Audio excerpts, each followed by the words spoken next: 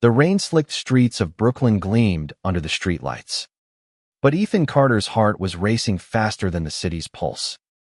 He stood frozen outside the Rusty Anchor, a dive bar buzzing with laughter. Overhearing the words that shattered his world, Caleb's got him wrapped around his finger. It's just a bet. Man. The voice was smug, and Ethan's stomach churned as he realized the love he'd poured his soul into was nothing but a cruel game. 3 months earlier, Ethan had been a barista at Brew Haven, a cozy cafe in Williamsburg, scraping by on tips and dreams of becoming a playwright. At 24, he was shy, with chestnut curls and eyes that held a quiet intensity. His life was predictable until Caleb Monroe walked in. Caleb, with his easy grin and leather jacket, ordered a flat white and left a $10 tip with his number scrawled on the receipt. "Call me," he'd said, winking, and Ethan's world tilted. Their first date was at a rooftop bar overlooking the Manhattan skyline. Caleb's charm was effortless stories of his travels, his laugh warm like whiskey. Ethan, who'd grown up in a small Ohio town where being openly gay was a risk, felt like he was breathing for the first time.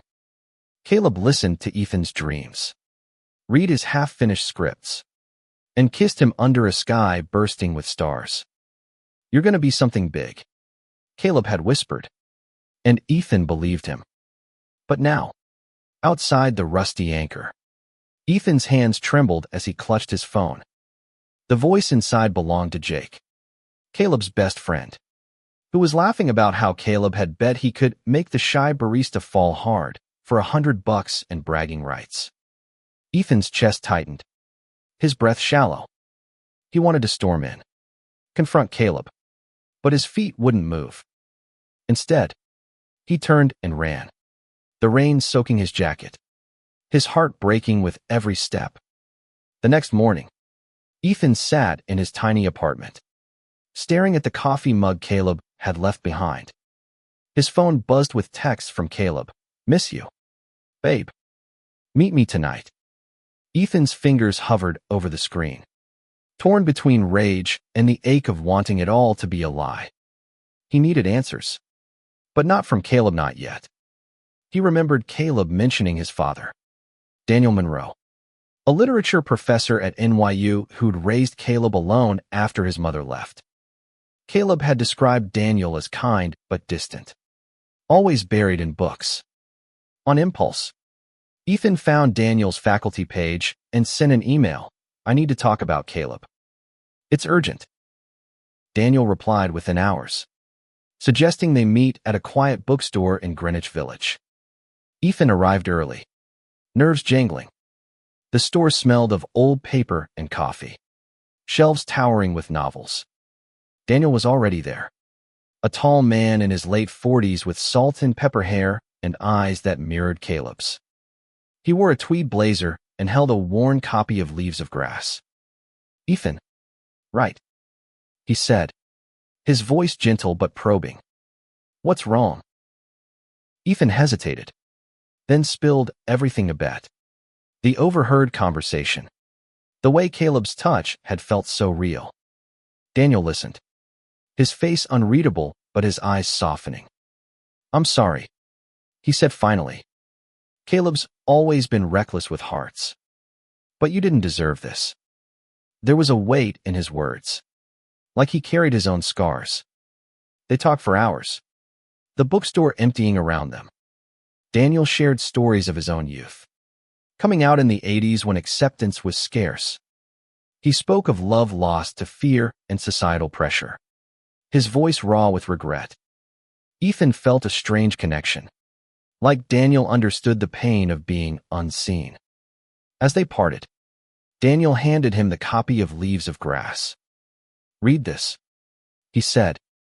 Walt Whitman knew what it meant to love fiercely, even when it hurt. Over the next few weeks, Ethan and Daniel kept meeting at cafes, museums, a quiet park bench overlooking the Hudson.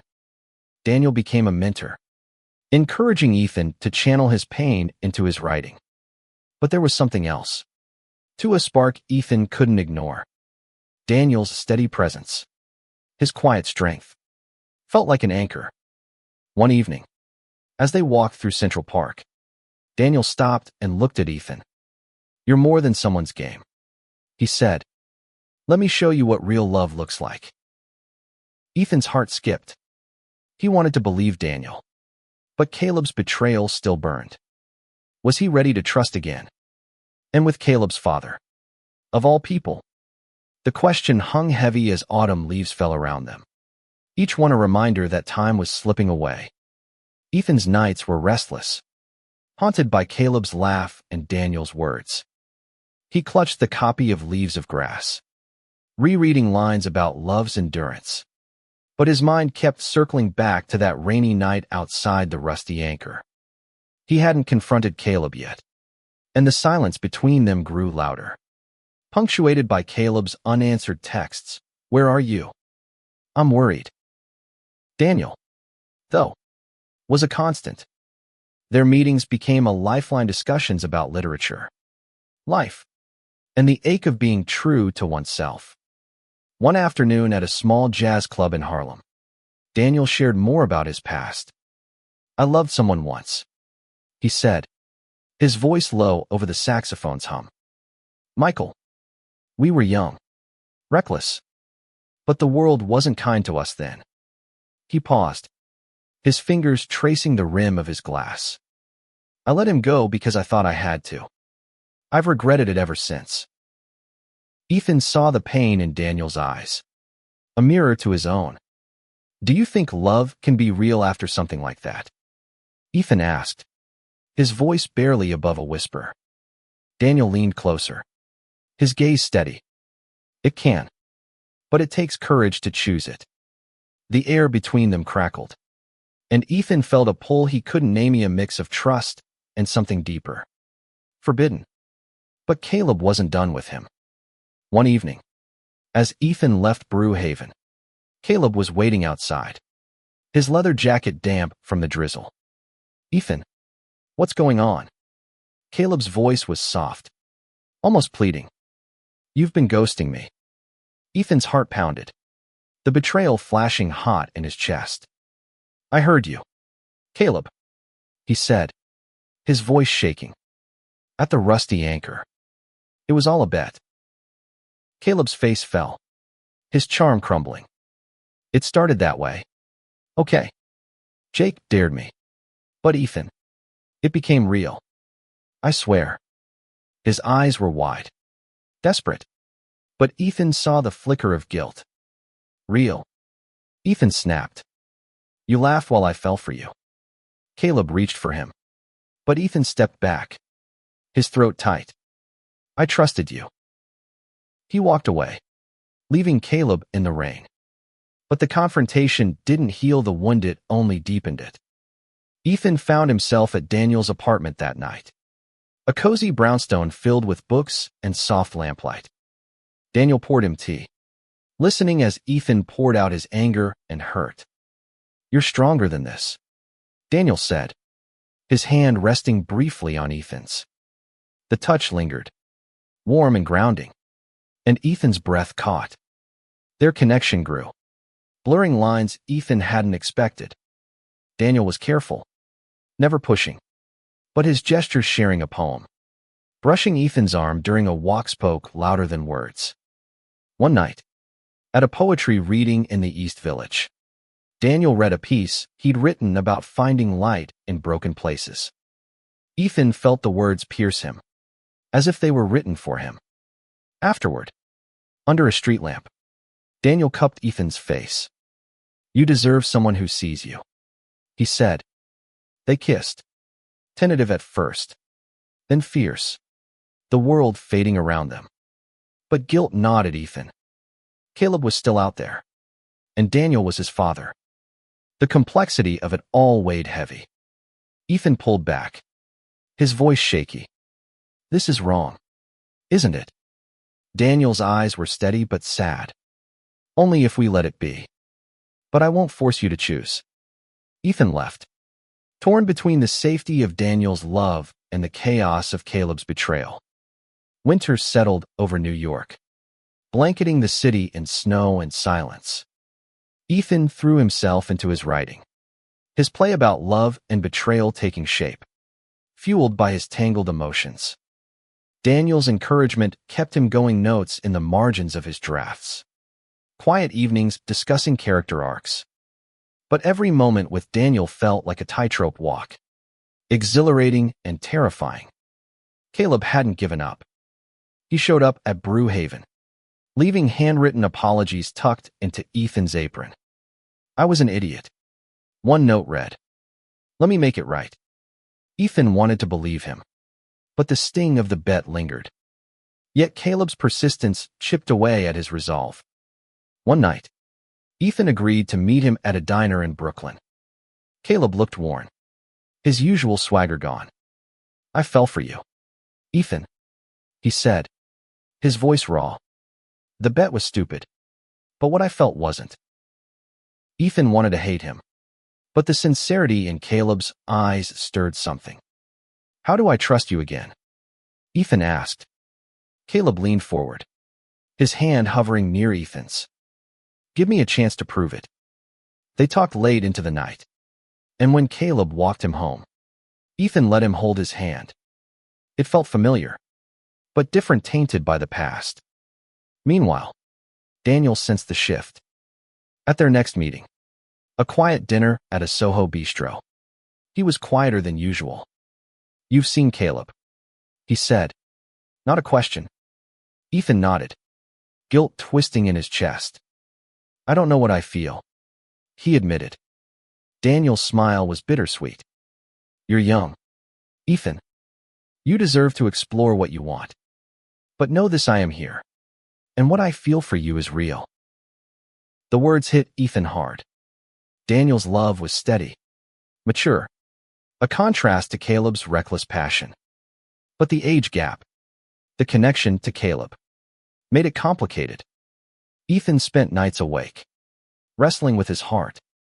He cared for Daniel deeply, but Caleb's pull was undeniable, a reminder of the spark they'd had before the betrayal. Then came the night that changed everything. Ethan's play was accepted for a small reading at a local theater. He invited both Caleb and Daniel, unsure why but needing them there. The play was raw, a story of a young man betrayed by love but finding strength in unexpected places. As the actors read, Ethan stole glances at the audience. Caleb sat in the front, eyes fixed on the stage, while Daniel was in the back, his expression unreadable. After the reading, Caleb found Ethan outside, his face lit with pride. "That was incredible," he said, pulling Ethan into a hug. "I'm so sorry for what I did. Let me be part of this part of you." Before Ethan could respond, Daniel approached, his presence calm but heavy. "You wrote from your soul," Daniel said, his voice soft. "I'm proud of you." He glanced at Caleb, then back at Ethan. "Choose what makes you whole." Ethan stood between them, the weight of their love and his own heart pulling him in two directions.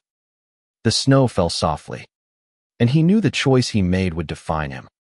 The theater's lights dimmed, but Ethan's world felt brighter, sharper, as he stood between Caleb and Daniel. The snow dusted their shoulders, and the city hummed around them, oblivious to the gravity of the moment. Ethan's heart pounded, had to choose, not just for love, but for himself. He turned to Caleb first. "You hurt me," Ethan said, his voice steady despite the ache. "But I believe you're sorry. I just don't know if I can rebuild what we had." Caleb's face fell, but he nodded, his eyes glistening. "I'll wait," he said softly, "as long as it takes."